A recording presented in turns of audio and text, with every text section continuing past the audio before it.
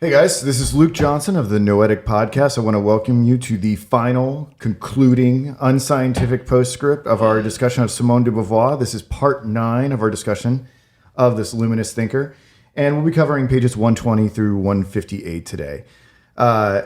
I've already introduced myself. Why don't I introduce my co-host? I've got here CJ Eller. Hello. And Jordan Klein. Greetings, all.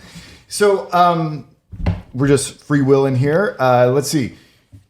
Last podcast, I didn't really have a lot of things, amendments that I wanted to add on to what we did last time. I mean, the thing that has transpired for me in between the penultimate and the ultimate podcast is I've been able to do a lot more research on Simone de Beauvoir and contextualize her with some other thinkers that were going on at the time. I can say a little bit about that, and the only thing that I would really want to introduce into this is that I got a chance last night while I was going, sort of running around my hometown and falling down while I was running. I got to listen to Sartre's Existentialism is a Humanism. And something that really bothered me about Simone de Beauvoir is that in the same breath, sort of automatically, everybody associates her with her boyfriend. And I think that is like really problematic because you don't associate male philosophers with the romantic love interest. Maybe Kierkegaard, you could say this with Regina Olsen or whatever, but usually you don't go on and on and on about who the person is that, you know, they're having conjugal relations with. And I feel like that takes away from Simone de Beauvoir's work to a certain degree. So maybe I should defer to you, Jordan, as having the female perspective. How do you feel about Simone de Beauvoir constantly being mentioned along with Sartre? Like, we're supposed to be talking about Simone de Beauvoir, but in all these resources, Sartre. What do you think about that? Yeah, I think that we have to keep in mind that it was really only posthumously that she's been viewed as a philosopher. But I think Wes Cecil, in his lecture on Simone de Beauvoir, does an excellent job of proving how much of an intellectual heavyweight she is.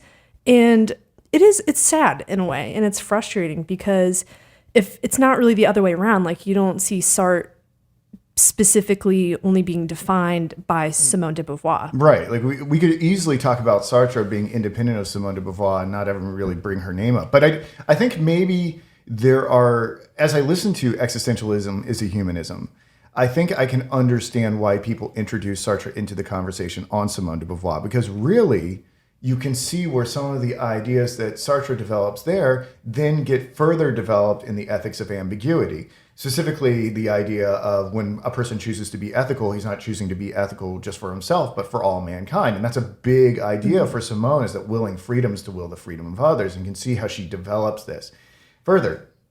And I think something about the romantic relationship facilitated this sort of Siamese twin mind, right? I think the thing that we have to do if we ever get a chance to study Sartre is that we have to be advocates for Simone and say, they were probably having these conversations in bed, in cafes, wherever, and where Sartre ends and where Simone ends, we can't really tell. But when we talk about Sartre, we have to make sure that we advocate for Simone. Otherwise, she just seems like this philosophical Stepford wife or something like that. So that's my concern about it. On one level, I do understand it, but I feel like it doesn't go in both directions. I guess I want to make sure if that direction can be legitimated because there is a continuation of those ideas, I want to make sure that the directionality is bivalent. Okay. So anyway, so we can probably get into the material for today, unless you wanted to say something about some research or some concerns that you had from last podcast, or CJ as well. Yeah, I mean, I would say Wes Cecil and Travis Ross have really excellent lectures on Simone de Beauvoir. So if you guys have listened to these podcasts and can't get enough, I would highly recommend checking them out. And they're on YouTube. I absolutely love Travis Ross's work. I'd love for you to speak to the virtues of Wes Cecil's work. I mean, I think you have a little bit, but Travis Ross's work, I think particularly is good because at least early on in the Simone de Beauvoir lectures, he's very good at delineating the different types of failed archetypes in existentialism. And in the back half of it, I think he's really good at unfolding the existential dynamic between sort of the master-slave, the oppressed-oppressor dynamic. And I think those are things that maybe I have this tendency to be like, oh, I get that, and just like run roughshod over it and move on to the thing that I find to be substantially interesting. And I think what's really good about what Travis does is that he sees it with a different set of eyes and bring and certain Yeah, things jump out absolutely. to him. What about you? What did you find that you liked that Travis and Wes were doing, aside from the fact that Wes emphasizes Simone as a thinker in her own right? Well, I think it's great because they, it's a fitting existential fashion. They inject their own individuality into it. So they cover points and they have different lenses. I think that you and I don't necessarily contribute to the conversation about Simone and existentialism. CJ, what do you think about all this, man? Like the fact that that intellectuals, people who are very well read, very high minded, come to these materials with like different approaches. Like, what do you think is philosophically significant about that? Or have you ever thought about it? I've just recently started thinking a lot about it and the potential for it. I think I've thought of it more in regards to music. I suppose in the sense when you learn a piece of music, usually sometimes you start with yourself. You start with, okay, what are the dynamics? What are the certain articulations and whatnot that the composer wants me to do? And then you kind of inject your own sort of taste and ideas to the music. But then if you take it a step further and listen to recordings Yeah. of other artists, then it just adds another layer. And of course, I mean, I'll admit I had I don't know what I would call it, but it was sort of prideful assertion that, oh, I can't listen to other recordings because I want this to be my interpretation of the piece. But I think what we have to realize is that we are just an amalgamation of all these different influences and sources coming in, and that only listening to another recording, or in this sense, reading another person's opinion on such and such philosopher, will only help with our own opinion and maybe bring in another wrinkle that we weren't even aware of in the first place. I mean, I'll admit I was even kind of, oh, I'll just read such and such book. I don't need the critical analysis of it. Why should I read that? I want to just read Kierkegaard. I don't want to read people talking about Kierkegaard, critical essays or whatever. But I think it only helps because, like you said, you just get different resources coming in, and again, we're just an amalgamation of all these different things, and just to add another wrinkle, to add something else to the stew,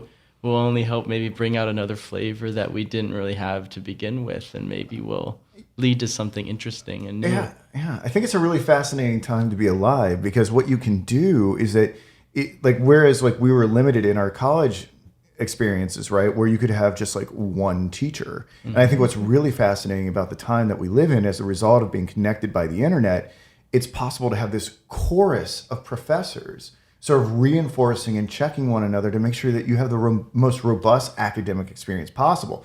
I would say there is a potential downside to that, though. And the potential downside is that there could be a homogenizing narrative that emerges so that we get sort of the thinker mistranslated. And Kierkegaard's a prime example of that. Kierkegaard is someone who has been interpreted by so many other people, and then you wonder how many prejudices he gets interpreted into, and then people actually need to consult the source material. So I'm a big believer in not relying exclusively on the primary or the secondary, but making sure they blend in some way. That's my take on it. So it's all about balance. Yeah, it's all about balance. But it is a really wonderful time for learning to be alive and all that. Because we're just the most optimistic existentialists, even though we're studying someone who doesn't believe in an afterlife and a God and all of that stuff. So I suppose we should jump into the material. Or are you guys okay with that? Yeah, let's get to it. All right. So what do we want to talk about here first? I think the thing we want to talk about is we want to talk about Simone's fundamental distrust of science and technology. Okay? So this is really fascinating, right? Because in our contemporary culture, everybody's like science versus faith. All the smart people are on the side of science. All the dumb people are into faith. But Simone's going to say, and we've talked about this issue to some degree already, whoa, hold your horses. Let's not put all our being and meaning into science and technology. What is she really concerned with about being so fixated and obsessed with technology? And by the way, she is getting this from Kierkegaard as well. What did you pick up on that, Jordan? Well, it's awesome because she says that despite all the technology, is that we still have limitations of our own being, and just the fact that we are man, we have upper limits, we have mortality, and we kind of get, I don't don't want to say brainwashed, but for lack of a better word, we are sort of enculturated that with technology we can accomplish literally anything. Right. So let's talk about that brainwashing a little bit. What does science and technology say is possible? What's going to happen if like we just keep going with science and technology? There are these unconditioned values, right, that science and technology are ultimately going to arrive at. Specifically what? I mean, kind of to a degree that we can become these perfect beings or live forever. I mean, right. Essentially, like we will obtain ultimate scientific truth that like we're done with science. We figured out the universe. It's all done, right? And we all know that science doesn't work like that. I mean, what just a couple years ago, like what was it? Was it Pluto was downgraded from a planet, and now like it may be a planet again, or like yeah, there's like the ongoing debate about Pluto. Or like we just discovered like the God particle, and now they're trying to find other particles. Like it's like a constant unfolding of thing. And Kierkegaard would say, look, all of this pursuit of science is an illusion, right? We're never going to have 100% certainty. We're going to have approximation because there are going to be certain things that are built in that remove us from the physical reality, that prevent us from having total objective truth. And to keep selling people that science is going to resolve the fundamental issues of existence for themselves is a freaking lie, right? And the same deal with efficiency, right? So that's what the other thing, technology aims to make our life better. Okay, so our lives are better in a way, like we have the internet and all this other stuff and computers that can record us and headphones that make us nervous because we're listening to ourselves in a way that we never listened to ourselves before, right? It's really off-putting. We can make records and travel to faraway places and things like that. But are our lives fundamentally made better by these rapid leaps in technology? What does Simone say? What does Kierkegaard say? What do other people say? What's the answer to that? I think it's utilize the technology and I'm so fixated on this one Augustine quotation, but fire can heal, bread can poison. It's not necessarily what you have, it's how you use it. So I think that if we can use the technology but keep our own limitations in mind, it's humbling. It can be a humbling experience. Like, when you get lost and you lose like data on your cell phone and you just become completely helpless and you're reminded about your own helplessness. Yeah, it's totally. Like that. Kind of moments like that. Yeah, it totally reduces you to your contingency based upon it. I think the thing that she's concerned about is it's deluding us into thinking that we're immortal, right? That like we will become godlike in our knowledge of the universe, and everything will be so easy that we'll just be like freaking wizards summoning up like volcanoes and typhoons and doing whatever we want because technology has totally mastered the physical universe. Or, I mean, if we even think about it in a more basic thought pattern is thinking about just artificially extending your life. Yeah. Yeah. I mean, that's a big problem for, the like aging population, is how long do you artificially prolong your life? And the question of, do you prolong your life and the quality of life and all that really difficult stuff? Those are fascinating ethical questions because a lot of that's going on right now. It's not just science fiction. One of my favorite movies, and a lot of people hate this movie, is Vanilla Sky. Have you guys seen Vanilla Sky where Tom Cruise he quasi-offs himself and his consciousness is preserved, and then he wakes up like 1,500 years later and the world's all changed and everyone he knows is dead.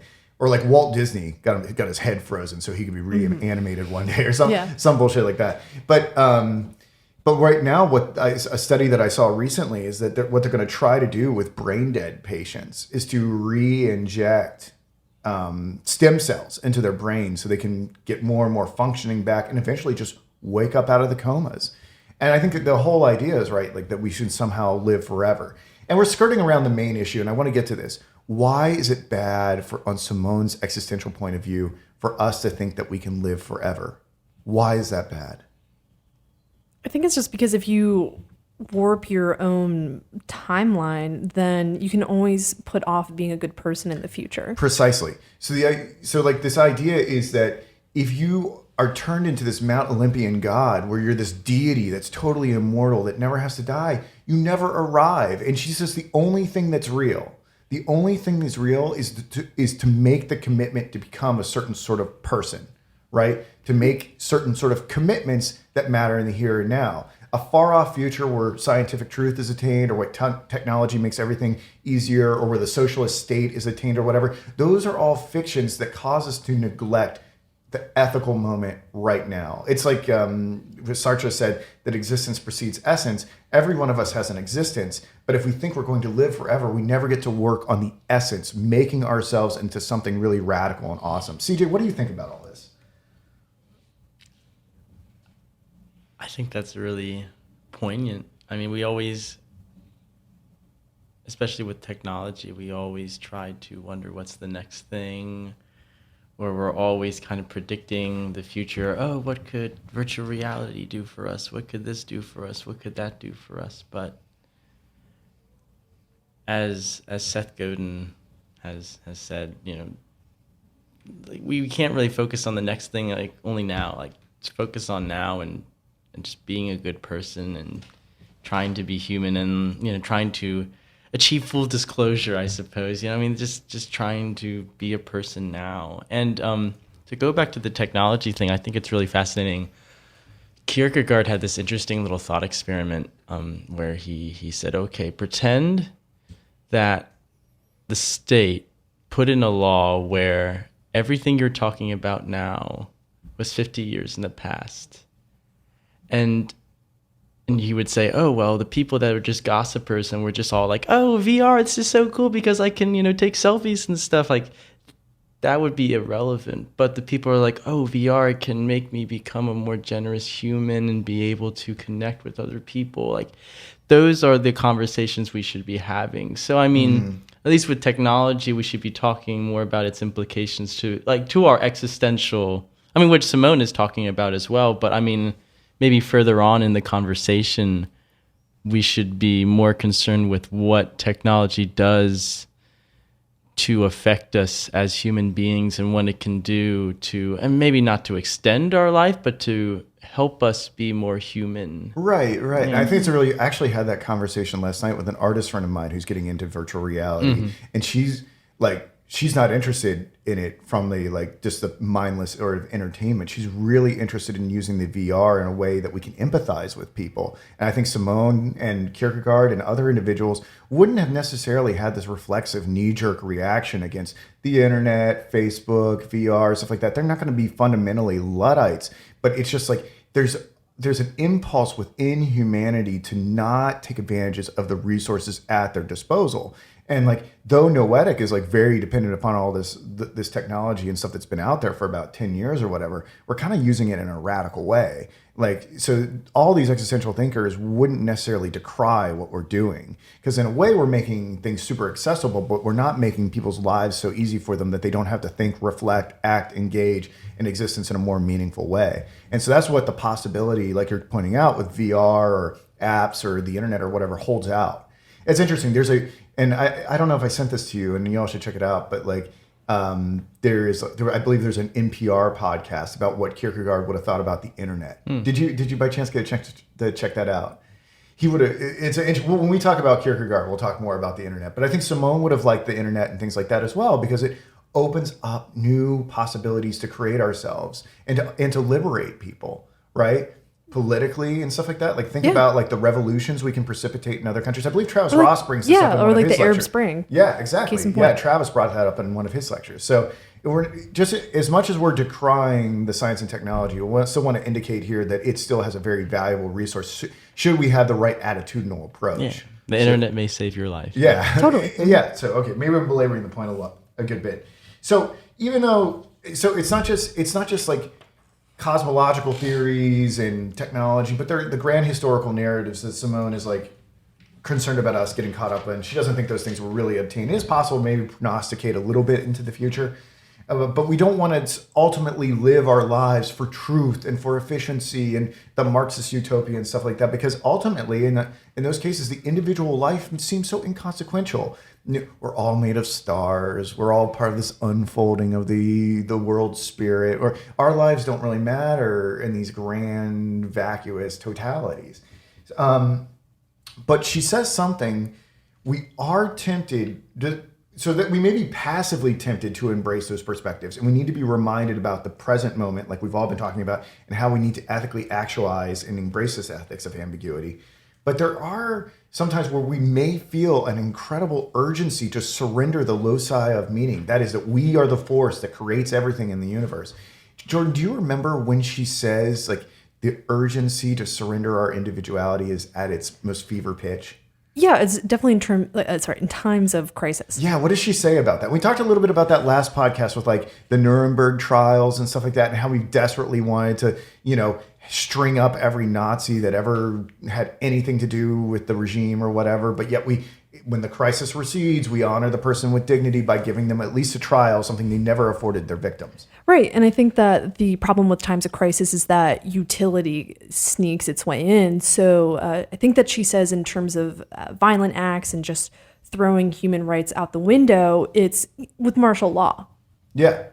So a lot of things that are done in the name of utility, and then that sort of goes on until, some like normative political order can be restored, then you can return to and respecting the subjectivity right, of the individual. Yeah. Mm-hmm. Is it utility, or I guess would somebody say, "Oh, that's just justice," then, because they did not respect the human, I guess the human nature of those people, that they killed. Therefore, we should not respect them. Yeah, there is something retributivist about that instinct. And what Simone is trying to say, though, she wants us to get away from that animal-like justice and embrace the existential justice. And the existential justice, regardless of crisis, is always going to treat the individual as a dignified, unalterable whole that we can't just like supplant it. Otherwise, we're no different than the tyrants and the totalitarians that we're fighting. Right. And if you can even look at the Oresteia and like a lot of Greek tragedy, it's just this constant just back and forth of killing each other and vengeance until like the gods step in and they just say everyone has to cool their jets and stop killing everyone. That makes sense. So there's that aspect of, for the Greeks, divinity, but maybe for us, it's just an ethical code to just end that cyclical nature of like violence. And that's why so many people were like afraid against like integrating things like the Patriot Act and stuff like that, because eventually in times of desperate measures, we may implement these things that we never would do in a fully free and democratic society. Yeah, but I guess it's kind of like you don't want to fight fire with fire. Or there's this great he's going to bring up Kierkegaard again, but there's a great little, I'm glad you're doing that. Another little anecdote where he's talking about this sort of thing, and he says, well, one day I was walking down the street and I saw 3 men gang up on one guy and they're beating him up. He's like, well, then all of a sudden 3 other men come out and gang up on one of the guys that are beating up the one guy. And he's like, this makes no sense. Like, why are you doing this? And he's like, well, the guys deserved it because he's kicking that one guy's ass. And he's like, but that makes no sense. Like, you're just doing the same thing to that one guy, even though they're doing the same thing. Like, you're fighting fire with fire. And like, it just goes on forever. Right, and ever yeah. and ever. And then some other guy, he's like, it must have been so funny to... Yeah, he's like, it must have been so funny if you had no idea this one guy was just getting beating up and you just saw these other 3 guys just beating up this one guy. You're like, why are those guys beating that guy up? And of course they'll be like, no, because those guys, he was one of those 3 guys beating him up. Well, it's a really wonderful illustration of that. There's this guy, I forget his name, but he did this auto-tune history of Japan, and I sent it to CJ. Did you watch it by chance? So it goes over millennia of like the different sort of historical trajectory of Japan, and it's just this never-ending conflict of people trying to supplant each other and engage in retributivist acts, and it just never ends. It ultimately ends in Hiroshima and Nagasaki, which I think is really, really interesting. Is trying to think about like what would have Simone de Beauvoir have said about our use of the atom bomb, right? Would this be, on the one hand, Simone de Beauvoir does think that acts of violence are justified when there are people that are being fundamentally oppressed. And if we have to throw off the shackles to liberate people in a violent way, that's permissible. But at the same time, Hiroshima and Nagasaki just obliterated so many people blindly. But what were we supposed to do? Like, were we supposed to just send in ground forces and let our soldiers be totally picked off, like in a war that we didn't even start? And it still goes on too. I mean, you think Nagasaki and Hiroshima are the last things. No, that still goes on, because then there's just this... It's just unending kind of, well, we need to go back to the old days of when the emperor actually meant something. All this stuff. And it's just going to keep going. It's just like you said, cyclical. It's just going to keep going back on itself. And just like you said, this kind of just cycle of retribution. Well, yeah, I think what's interesting is what Simone wants to do by promulgating an ethics of ambiguity is she thinks if she can spread this gospel enough that she can put a halt to the blind necessity of history. That if we start respecting each other as integrative loci of meaning, that we won't just go around oppressing one another. I think that's what she's hoping for. That's interesting, though, that you said she's trying to decimate history, I suppose. Or do you think that's what she's trying to do? I think she's trying to bring the necessity of history to a halt by introducing freedom. Yeah, and I think that with the ambiguity, it requires a case-by-case basis. Yeah, that's what we're going to see. So you have to step out of that historical framework that you find yourself in, instead of just saying, oh, well, you know, we did this 50 years ago, so no big deal.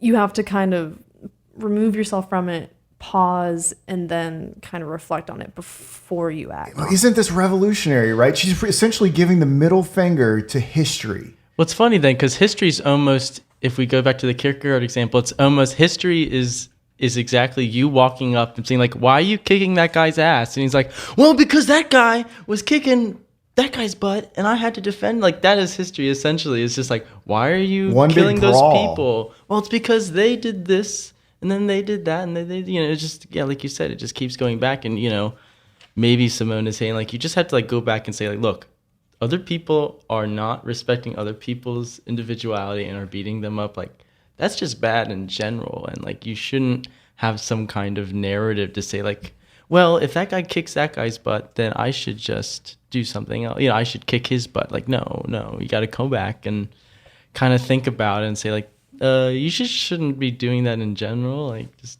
stop. I love thinking about Simone this way. She almost becomes a little bit like a biblical prophet to me. She's almost like she's a little bit like Moses parting the Red Sea, where she's like I view history as these tidal waves, and she's just putting her hand out and saying no. And I love thinking about this woman just saying no to the march of history. So then what do we do with history then? Or what do we do for studying history? Or what is the study of history for then, if it's, you know, through this existential lens? Well, Kierkegaard would say that history, like science, is a lie. But I think that Simone says that we shouldn't just completely destroy the past. She says, let's look to it and admire the individuals and the people and the nations and the countries that have used freedom to disclose their own being. Yeah. So there's that tension, right, between the past and the future, because she says, well, don't get hung up on the past, because then you have that issue of utility. But then if you get too hung up in the future, then you never can hold yourself accountable for present action. I think what we're discovering here in this conversation is we could probably create a new field. We could probably create a new interpretation of history. You know, there's the old saw that what's it, something to the effect of like history is written by the victors or something like that. Mm-hmm. Well, why couldn't, if history is written by the existentialists, think about how our narrative would be different, right? If the Camus and Kierkegaard and Sartre and Simone de Beauvoir, if they're writing the history, what would we be learning in school, and what values would we integrate into our being? So we can make a whole different case for a particular type of historical narrative, which I think is like a whole new realm of discovery. Something I talk about with CJ, stuff like that, is like a year ago, like if you had told me, I would have told you, not only would I have told you there's no new industry to develop and innovate in, because I couldn't see it. I also would have told you I don't know what intellectual problems need to be solved, because it seems like much smarter people have come along and fixed them all for me. But in this conversation right here, I'm seeing a whole new world of scholarship open up. And what do you guys think about that? Yeah, I mean, I would definitely You're the historian. What do you think about that? Existential history. It would be pretty cool. I mean, there are definitely so many different perspectives and methodologies employed to study history. I would say that the closest thing that comes to mind to an existentialist, I guess you could say, lens to history, would be a Marxist framework. But then there are a lot of times where, for me personally, the Marxist ideology doesn't necessarily fit. Why would you say Marxist, given the fact that Sartre and Simone de Beauvoir, I don't mean to be too disputatious, but they were so uncomfortable with Marxism. They're uneasy, so that's why I'm saying the closest. It's an approximation. It's definitely not. But just because, I mean, if you think of it in terms of groups of people and freedom, who kind of the best way I can describe it, and I'm not doing it justice, but with a lot of Marxism, it's groups of oppressed people and the oppressors. Yeah, but we're talking about groups instead of the individual, and the existentialist is all about the individual. I'm not trying to put you down. I'm just trying to. Well, I think if we factor in you look at it in terms of a function between freedom, which is the assertion of your own subjectivity versus maybe the closest I can think of is like Michel Foucault or something like that, where it's somebody that's just like, I guess, using the idea of problematization, where you just take down everything that's like good, bad, like you take away all of those things and you just observe what has happened in history and say like, okay, what are we dealing with, and like what are the ramifications of these actions? I mean, I know a big thing for him was the idea of power, and just like, okay, power isn't always something that's exerted as a kind of like, no, you can't do that. Like, and he, kind of discovered throughout his work, it's like, oh wait, maybe power is actually something that gives people something, or it allows people like almost like a positive kind of power rather than just the negative. And then he's done work on, at least I know one thing, what is it? Discipline and Punish, where he talks about and the idea. I intend for us to cover that one day. I don't know. It sounds like you know much more about it than I do. Just a little bit. I mean, I've read a bit of him, but he's very fascinating. He is. Very polarizing kind of figure. Because he's almost, I mean, from what I read, he's even like anti like Sartre, Simone. Like he's not really like trying. He's not really of their agenda either. I think. I don't know. Maybe I'm just throwing out. We'll find out some sparks. But no, I think in this kind of like, okay, let's just take away all of the narrative and let's just try to observe what these things mean, or what like discipline and punish means. Like, okay, like back then it was just like, okay, you're charged for your action. For the action, you get a just punishment. And now it's okay, like you're judged as a person. Did you do that? Were you insane when you did that act? Okay, if you're insane, then maybe you have to just be put in an asylum instead. We can't kill you because you weren't in the right frame of mind. Or it's more about the ethics of the person. Like, are you a good person? It's not like, did you commit a bad crime? Okay, you're going to get your head chopped off. It's like, oh, is this person sane? Are they good? Are they a family man? Blah, blah, blah. Like all these other things kind of come into play that maybe wouldn't if we just would have been like, oh, well, obviously we're in a more civilized time today rather than back then because they just killed people, just uncontrollably. Jordan, I want to revisit your claim that maybe the Marxist narrative does have an element of existentialism in it, because I don't want to rule that out. I think I mean, it's not. It's the closest thing. That's definitely not to say that. Maybe. I think it's hard for us to say. Yeah. We should do a whole different podcast on that one day. I think what we learned from last podcast, and I thought what was one of the most generative aspects of what we did last podcast, is that there's really a great area of synthesis. Like we did this little Venn diagram, right? Like about what it meant to be an existentialist sort of in the middle, and then how an existentialist participates in the different economic systems. I think what's going to happen as we construct an existentialist view of history, it's going to borrow from the different systems. And I'm not really sure one is closer to the other, but unless I make an infographic or something like that, I don't know for certain. So I want to say that it's probably somewhere in between the Marxist, the socialist, the capitalist, and whatever else is out there. I definitely think it'd be piecemeal. It's a patchwork. Yeah, it's a little quilt. And I think that's a really fruitful area of research. We should probably push on a little bit more. There was a little side note that I wanted to offer. Last time we talked about festivities and festivals and how Simone thought that was sort of the natural pushback mechanism for indigenous peoples against the capitalistic machine that they were subsumed beneath, and as they entered into the sort of Philistine 9-to-5 grind or whatever. Mm-hmm. What I think is pretty interesting, and I think at this point everybody knows that I'm pretty straight edge. What I thought was pretty interesting about this insight of Simone de Beauvoir, she doesn't particularly like these forms of revelry, and she thinks Jordan, do you remember what she thinks that they ultimately culminate in? And I've sort of prejudiced the answer because you know what I think about it. Yeah. Why I like what she says. It's when, with the festival, sort of the carnival mindset is that you were just currently just living in the present, but in that present mindset, you were just simply indulging in your most base desires. And what does she think that ultimately culminates in? I guess just like, I don't want to say like inaction, but you Drunkenness just not and become a very stupidity, good person because you're just kind of constantly like, ooh, partying all the time. So you're just kind of chasing like drugs or sex, rock and roll, Yeah. booze, just sort of all those different things. So you're not really engaging in sort of any ethical activity because you're just kind of indulging in your whims. Yeah, I hate all that stuff. But she says, where is that element of disclosure preserved? It's an art. So, Yeah, that's a really which is so cool. Yeah, talk about that a little bit. Yeah, I mean, like I don't know if I can like really flesh it out that well, but that sort of I guess that exuberance or that vitality that you experience in that sort of crazy topsy-turvy carnival atmosphere, it's more structured and distilled in art. Yeah, right. And so that's why like a piece of art can be sort of timeless to us, and so something that was made like 100 years ago can still speak to us and set us off into new possibilities of existential freedom. Right, and it draws on the senses too. Like if you think of a painting, you think of the texture, you think of the color, you think of the brushwork, the pictorial arrangement and everything like that. And so it kind of can appeal to your senses in the way that, walking down the street in New Orleans would during Mardi Gras. Yeah, totally.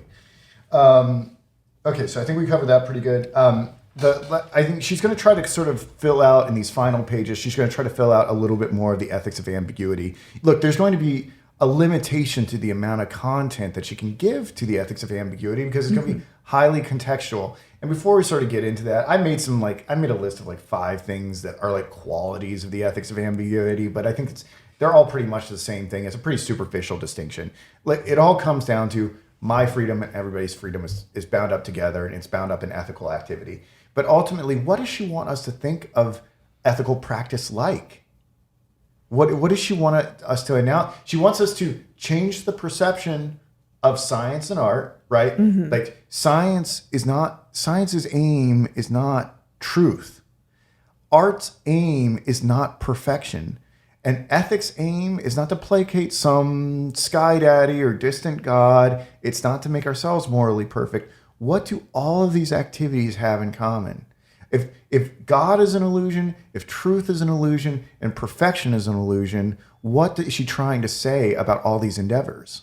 I mean, it's all about process. And yes. I've really, really appreciated her emphasis of failure in that process. Talk about that. You were telling me that you really dialed in on that. Yeah. She just says that the failure is like a really big component for making your life sort of a positive construction. Why? Why is failure so important? Why is failure important in science? Why is failure important in art? And why is failure important in ethics? I mean, it's because it's kind of its own point of illumination. I mean, if you can, to a degree, say, well, that wasn't a really good idea, or oh, that didn't work out, or that blew up in my face, then it can pivot you to a different direction that feels right for you. Yeah, like when CJ and I are making music in the basement and like I get off time or CJ plays a sour note, which we never do because we're such perfect musicians, right? Like what the error, right? If you just judge that one particular note, that error we would be self-conscious about, but that error sort of acts as a little bit of a corrective and opens up new ways for us to disclose ourselves with vitality and intelligence. Same deal with science. If a science experiment fails, it doesn't really fail objectively. It just closes off an avenue and tells us, okay, this is the direction to go. And I think she's trying to say the same thing happens with ethics. If like we look at the contextual situation and we try our best, but it fails, like we don't need to be thinking of ourselves as damned as all time from God or whatever. We just know we have to learn from that and kind of play jazz with our ethical composition in the future and figure out new ways to bestow the greatest amount of freedom to mankind. Yeah, and it's kind of like rerouting almost, when you take a wrong turn and your GPS just recalculates the route. That's kind of, I feel like, what ethics is to an extent. What do you think about these analogies, CJ, as a musician?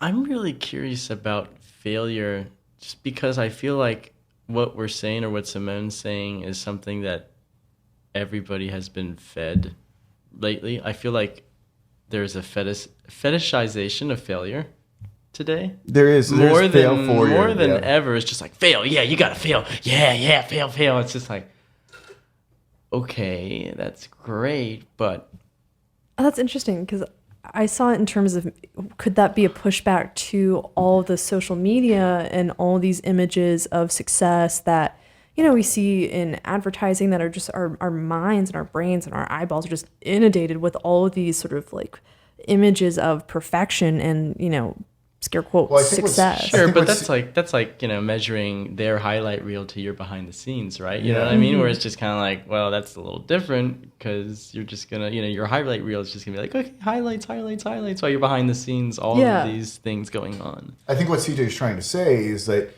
there's a simultaneous fetishization It's a going. hard word. Yeah, it's a Yeah. hard word to say. That on the one hand, success, unconditional value, is obsessed over more than ever, right? You go on Instagram or whatever, and success is. I get all these people following me on Instagram, like these Instagram models or online entrepreneurs. That you want to be like me. Look at these nice suits and look at these women that I get to hang out with and all this stuff, other stuff, the cars I get to drive or whatever else.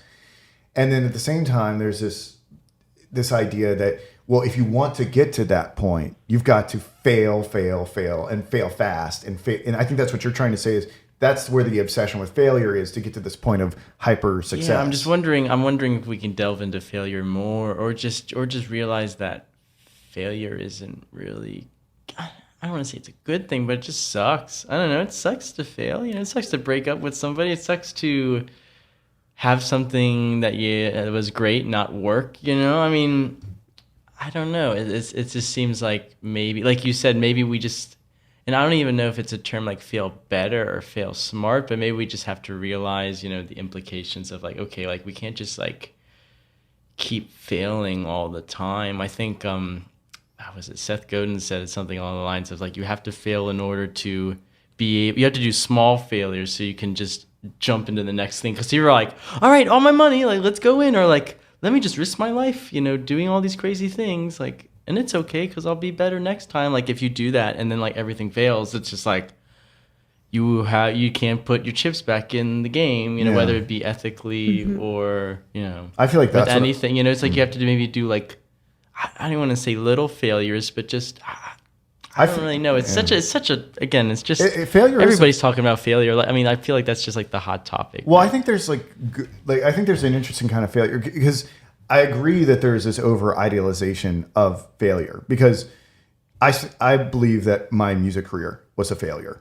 All right, but in the sense that like I just kept believing, like if I just kept failing and experiencing the anguish, then I was on the right track. Yes, but in the reality, these doors were being closed to me, and I couldn't recognize. I was so driven by unconditional value that I couldn't recognize that these doors being closed to me were really opening me up to what we're doing right now. So when doors are closed to us for Noetic, like I'm just like, cool, we're just gonna go in a different direction. So Whereas before, when I was doing music and I was so obsessed with this concept of failure, I just kept running into the same closed door because it was like the anguish justified what I was doing. yeah, maybe the problem is when you use failure as the end, sort of if you say, oh, well, I have to fail in order to succeed, then you might just kind of become reckless and just pursue failure and just somehow think, okay, well, I'm at point A, point B is failure, and then point C is success. You don't really necessarily have a game plan. Yeah, to analogize it, what I would say is to put it in terms of science or something like that. My music career, I would relate to the continually running a science experiment that failed. Like I was like, well, maybe the 100th time that I run the experiment, the volcano that I made for the science fair will ultimately explode, and it never did. Whereas in a different sort of scientific scenario where like it's more artistic, it's like, okay, we failed at getting the Higgs boson, but we tweaked a little bit, and then we got it, and now we go and we try other try to find other things, and then we fail and get and calibrate. I feel like Noetic is more like chasing the Higgs boson particle, and music was more like being at the science fair running the same experiment over and over again. Though I like the analogy of doors. I think the idea of doors kind of gives a little more room for serendipity along with actively opening the door, because sometimes, or closing the door too, because I think sometimes too with this failure talk, and once you get successful, you say like, oh, I earned this because I failed such and such amount of times, and I worked really hard, and then I finally got it. While maybe somebody else maybe failed less, but then they got a lucky break. They got a good break, and they were successful. And they'll say the same thing. Oh, just fail and try and try and try. And then, like you said, you do that, and you fail and fail and fail and fail and fail and fail and fail and fail and fail and fail and fail. And you just keep failing. Where you're just like, I thought this meant I was a successful person, and then you're not successful, quote unquote successful. Or maybe that's just not even to be quote unquote successful. Maybe isn't even the point, which I think maybe is what Simone is saying. Where it's just success or failure is not the point. Success is not the point either. Maybe it's just this kind of it's the attempt. It's being. Ironically, when you focus on in the present moment and surrender the unconditional value and fail in the right way, like that you embrace this sort of improvisational aspect, is like that's when actually things might be successful. So this will be the 10th and final installment of Simone de Beauvoir. And I don't know if it will be that long. And we got pretty close to the end in our last little podcast. When we closed out suddenly for the 9th installment, we were talking about failure. And I wanted to make sure that CJ and Jordan had a chance to wrap up their thoughts on failure and just tie a bow on that. Yeah, I think Jordan was getting at the idea, and I think we all were, but that failure is also a conditional value, because is there such thing as like, okay, you didn't do that thing because maybe that thing will lead to another thing. I think we were talking earlier before we got back on about a Columbus sort of thing, where it's like you're trying to find India and you don't find India, but you find the Indies. Okay, like you found the West Indies, close enough. You found something, you found Americas. You found something else entirely. Where maybe any experience can just be looked at as like you didn't really fail something. It's like that whole Edison thing where he's just like, oh, I didn't fail 100 times for the light bulb. I just found out like 100 ways that the light bulb couldn't work. Something precisely. like that. Yeah, where it almost becomes a kind of existentialist sort of thing where it's just like anything can be success, anything can be failure. So it's just this kind of conditional value. Yeah, I think that's what Jordan was trying to say, is that there really isn't such a thing as failure on the ethical existentialist perspective. Is that really, so long as you're disclosing yourself ethically, certain results may not obtain, but you did the best with the context that you had.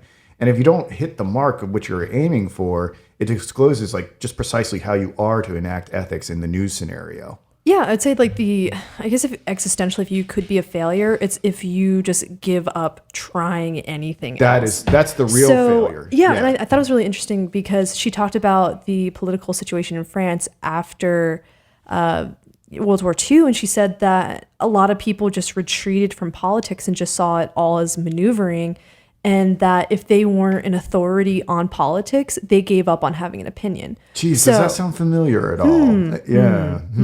Which, it's totally applicable to the U.S. is just retreating from taking a risk of, like, God forbid, speaking your mind, lest your career come crashing in on you or your family disown you. A battle with your friends. But I think it kind of inherently gets down to that idea that action gives you concrete meaning. So if you retreat from action, you fail to give yourself concrete meaning. And that's kind of a failure in scare quotes again. I think we have a lot of that failure. I think especially with the internet has turned everybody into like a social justice warrior, right? So everybody believes they're engaging in some sort of activism or what we would call slacktivism, right? So everybody thinks they're somehow politically involved, but no one's really out there doing the hard work of liberating people to new expressions of their freedom. And I think that's the thing that we need to talk about. We need to be bold. We need to be daring. We need to open up new opportunities to disclose our being. So, yeah. Do you want to talk a little bit more about failure? I was just going to close out by kind of identifying some key points of the contextual aspects of the ethics of ambiguity and see what that opened up. But we might just leave it there. I don't know. I think the idea of process, this what Simone is talking about, is maybe what we should just focus on. That there isn't really, I guess failure implies a kind of stopping. You know what I mean? When you just do something and then you said, oh, didn't happen. okay, I failed. You know, it Yeah, there's a implies static yeah. element to it of just saying, oh, well, it's, I don't know, to me, I just almost like picture just like, oh, boxing up a project and just putting it on a shelf and just Yeah, or maybe if giving up on it. Yeah, it's almost failure is almost this entropic sort of thing where maybe process is more just keep going, keep going, keep going, keep going, keep going, keep going, keep going, where you're not really stopping and you're kind of adjusting along the way, and Well, there isn't really maybe it isn't failure, maybe it's just adjustment. Well, there is totally. no failure. I'll say this in the sense that since I've embraced the idea of failing through process, all those thousands of hours that I spent making records and not achieving the unconditional value that I was shooting for or whatever, it doesn't really matter. It doesn't really matter because in this moment right now, and I believe I've said this on air, I feel alive right now. And it doesn't really matter what it leads to.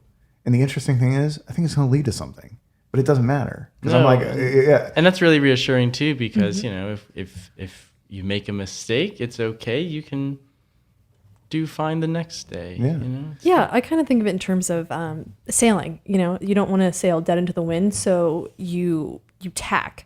So for me, Yeah, it's in a good terms of analogy. I'm just kind of like cruising forward in life and then tacking as I need to, and then I'm moving. I don't necessarily know like what direction I'm going in, but I'm sort of maneuvering as necessary. Well, yeah, I think what you want When to I think, get stuck. I actually think that's probably the best metaphor so far, Jordan, because I think what Sartre, Kierkegaard, and Simone de Beauvoir are all trying to say from the existentialist perspective is that it doesn't really matter what like these things ultimately attain to, so long as the self is propelled forward. So if the self is a ship going down sort of the stream or river of existence, it just has to tack in the correct direction so that it keeps making progress. Yeah, or just it's propelled, just tack, period. Yeah, propelled towards the future through freedom.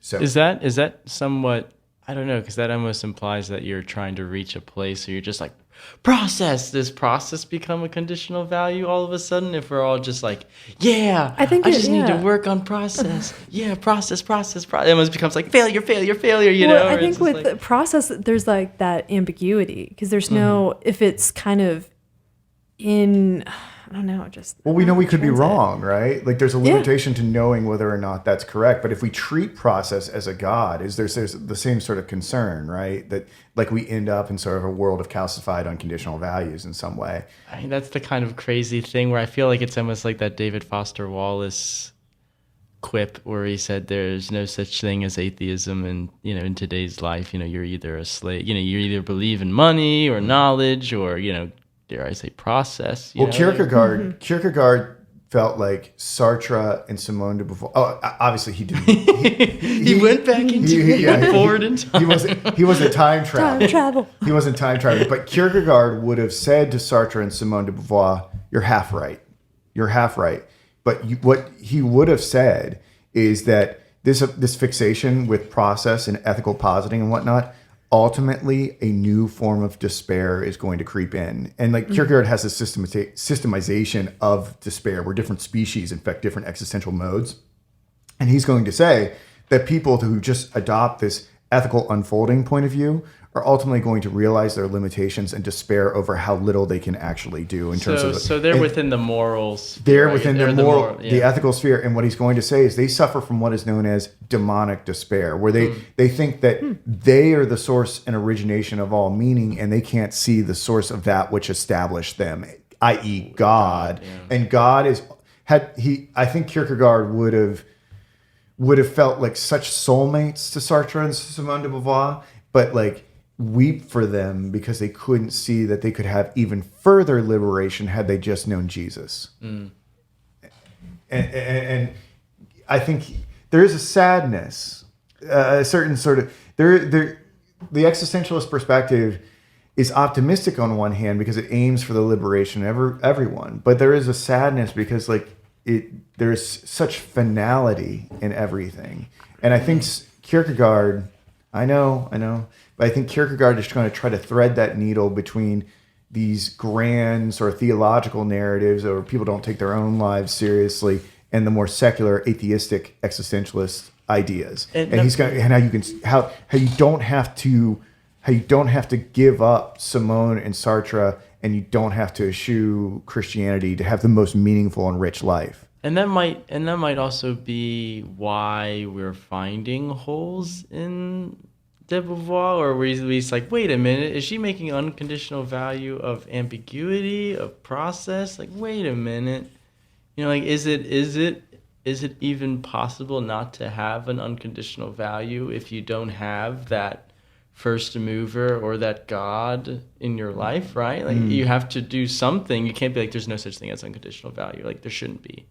Then that becomes an unconditional value, and you're like, like, what do I do? But yeah, I guess like you said, like, I guess like Kierkegaard was like, if you had God, then you wouldn't have to, not necessarily not have to worry about that, but it becomes, or it makes sense. Or I guess that suffering, I guess, makes sense. I don't know. I think, I want to read more Sartre, because I think the thing is that Sartre and Simone are brilliant individuals, and Sartre, I think, is aware of the despair that Kierkegaard points out. I mean, obviously they both read Kierkegaard, so they knew all the stuff that I'm talking about with this despair of defiance. But I think Sartre would have been like, yeah, we know, but we stick with it because we can't plausibly believe in God and Christ. At least in existentialism as a humanism, he makes a point to not explaining why he's an atheist. He actually thinks it's and he takes this from Kierkegaard as well, he thinks it's a highly unproductive episode for theists to try to prove God. That's what Kierkegaard says. Kierkegaard is anti-rationalistic proofs of God. And Sartre understands that it's just as insane for atheists to spend all their time trying to disprove God.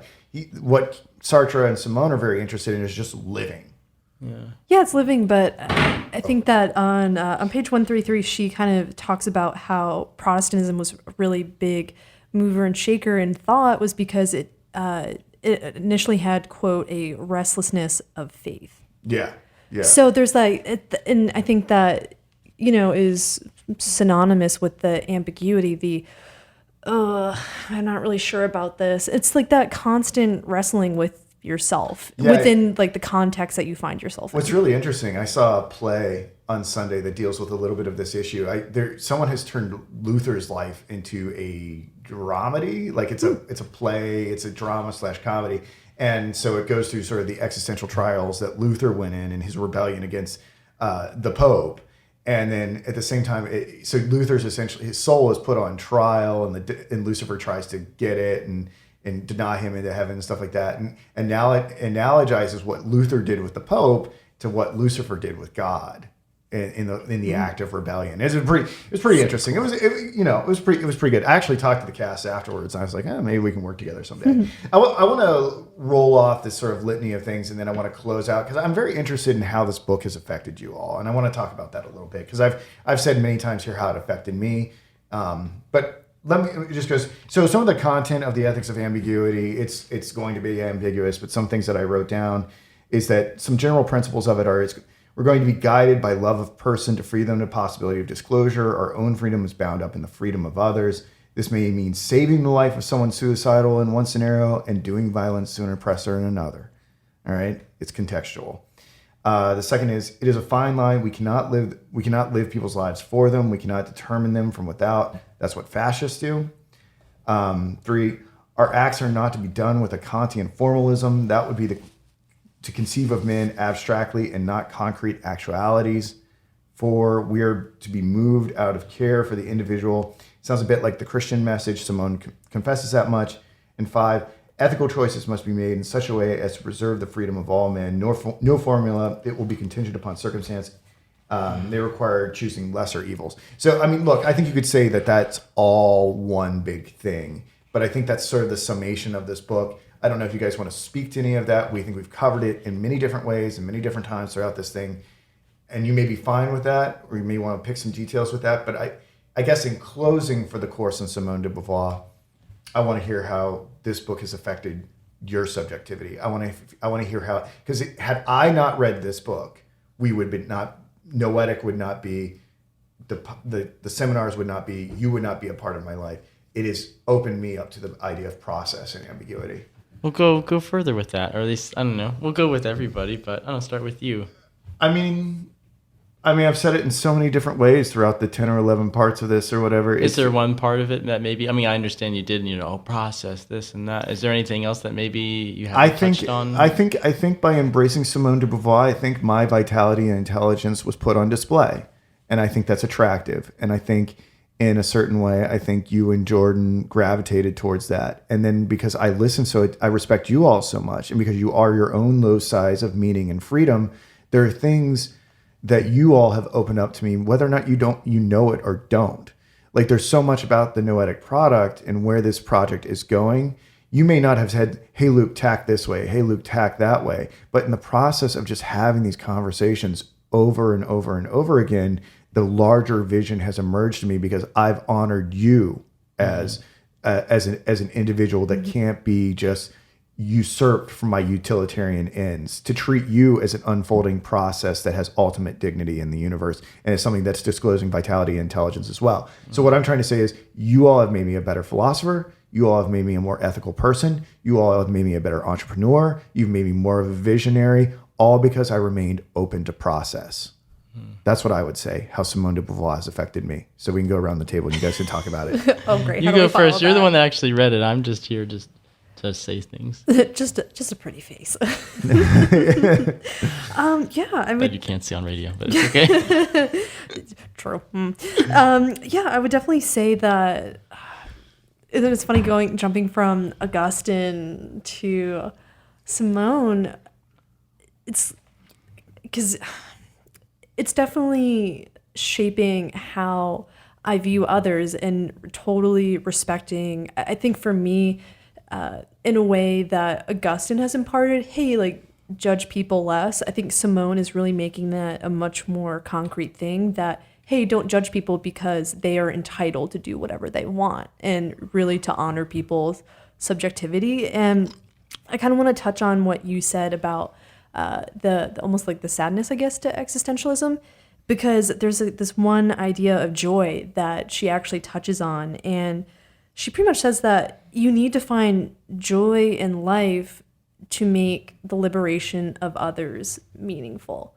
So that's kind of, I don't know, it's made me feel much more reassured in that there is some sort of enjoyment in wrestling with that ambiguity and the meaning of your own existence. And do you feel like you're present more now? Do you feel like you're more dialed into the present moment? Because I felt like I was longing for one day arriving, and now I feel like as a result of reading Simone, I've arrived. Yeah, instead of, for me, I have a tendency to kind of just like almost like gaze out into the future and just be like, yeah, all these things are just going to come to me.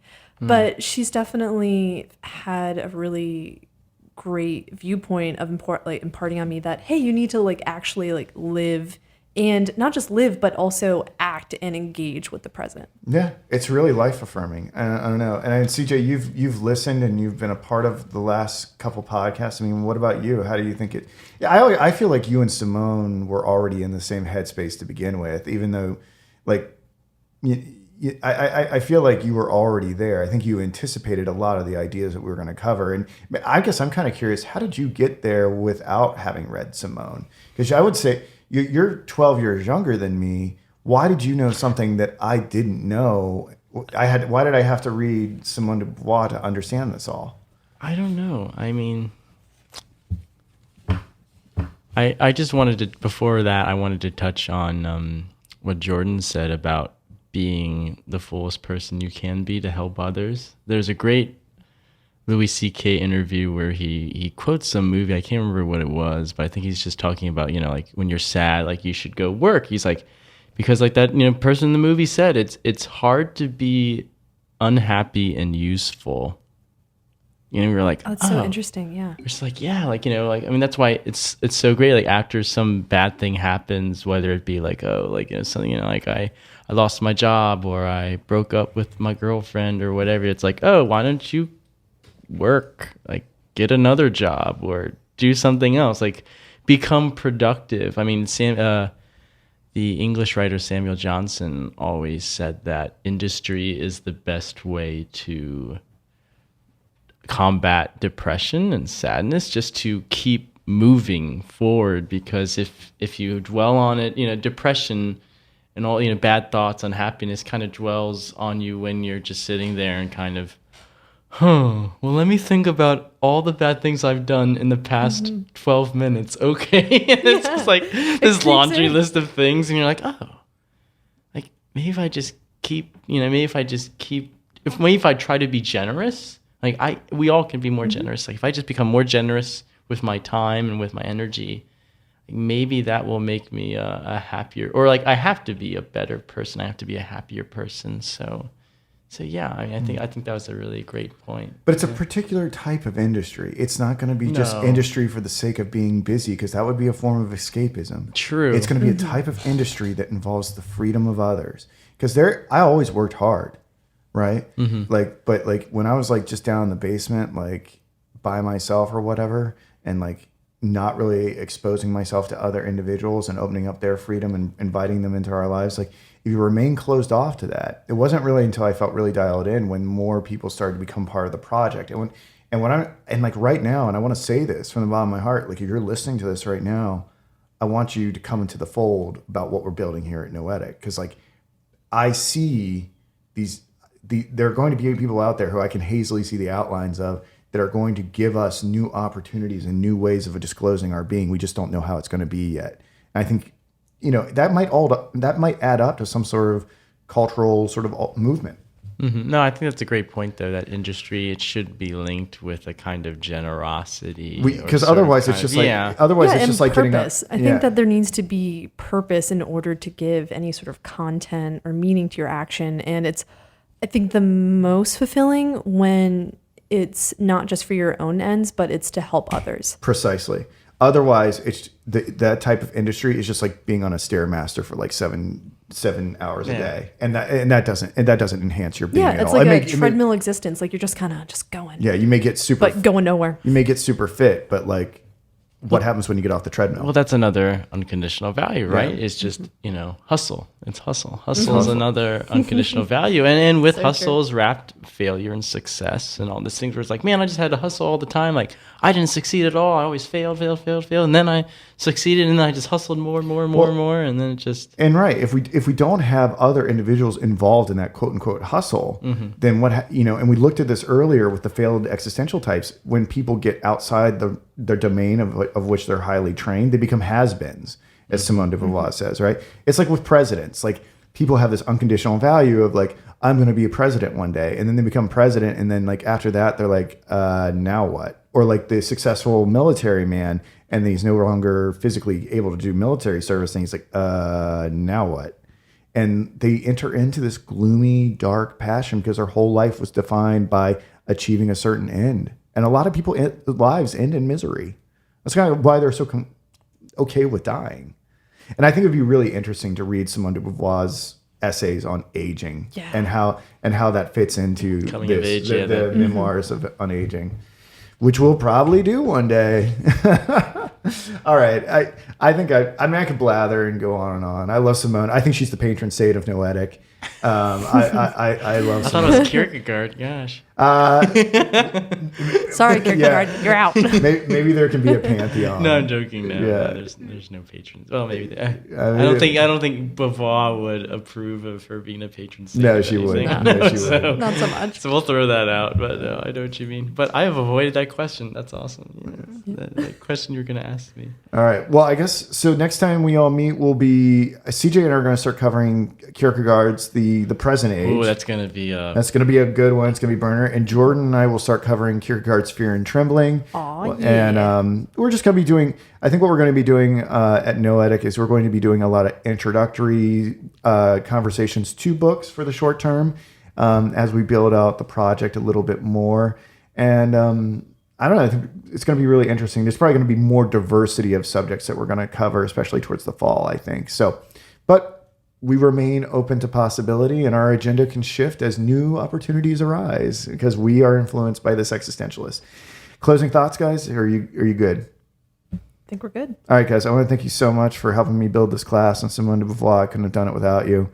And thank you for just being a part of my life. And thank you for your generosity and your time. All right, guys. Over and out.